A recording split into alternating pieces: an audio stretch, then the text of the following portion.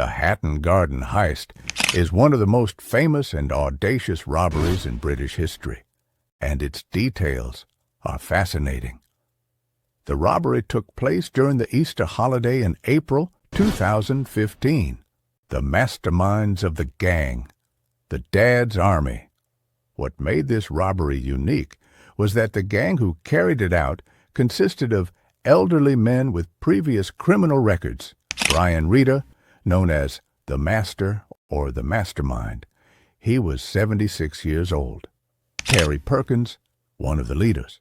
John Kenneth Collins, known as Kenny, his role was surveillance. Daniel Jones, one of the main individuals who entered the vault. Michael Seed, known as Basil, an alarm and lock expert. William Lincoln, involved in disposing of the stolen goods, planning and preparation, weeks and months leading up. Every great robbery begins with meticulous planning, and this was no different for the Dad's Army gang. Target selection. They chose Hatton Garden Safe Deposit Ltd., a building containing underground safe deposit boxes, known for holding jewelry and money for businesses and jewelers in the area. Site survey. They thoroughly monitored the building, studying entrances and exits, staff working hours, and also alarm systems and cameras. They knew the vaults were located in a deep, fortified basement.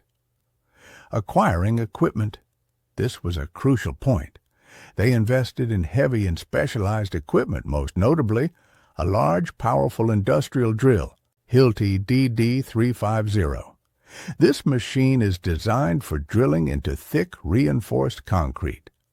Climbing equipment to access the elevator shaft. Breaking and prying tools to open individual safe deposit boxes. Wheeled bins to easily transport the stolen goods after the robbery. Thursday night, April 2nd, 2015. The operation begins. This was the start of the long Easter holiday weekend. The perfect timing, as the area would be deserted and buildings closed. Entry into the building. The robbers didn't break through the front door. Instead, they entered through a side elevator shaft opening in the building. They snuck into the elevator shaft. The elevator itself was out of order or had been disabled by them. Descent to the basement. They climbed or descended the elevator shaft to reach the basement where the vaults were located. Disabling the alarm system. They managed to disable the building's main alarm system. Despite this, a silent alarm was triggered at 12:21 a.m. and sent a notification to the security company, which in turn informed the police. This was a critical mistake. The police responded, but did not enter the building or investigate sufficiently, leaving after a few minutes, deeming it a false alarm. This moment was crucial and gave the robbers the green light. Friday night, April 3rd, 2015. The real battle, drilling. This was the hardest and longest phase, as the robbers spent the entire night on a strenuous task. Reaching the vault wall. After entering the building, they faced a thick, reinforced concrete wall, approximately 50 centimeters wide, which separated them from the vaults. Drilling. The robbers began using the Hilti DD350 industrial drill.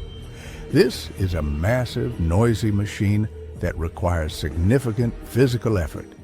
They made multiple adjacent holes in the wall, removing part of the wall. After drilling a series of holes, they used other tools, likely a hammer and chisel, to remove the concrete section they had drilled around, creating a large enough gap for a person to enter. Saturday morning, April 4th, 2015. Collecting the loot and escape. Entering the vault room. Through the gap they created, they were able to enter the vault room. Opening individual safes.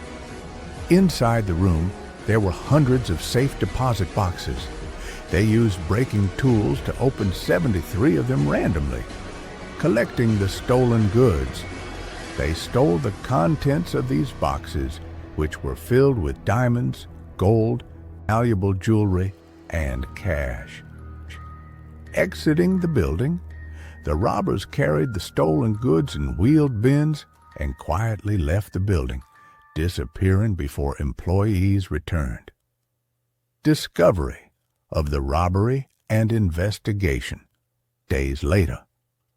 The robbery was not discovered until Tuesday, April 7, 2015. Despite the robbers' efforts to avoid cameras, they appeared in some footage. Long prison sentences were issued against them, with some receiving sentences exceeding 6 years, despite their advanced age and health conditions. Some of them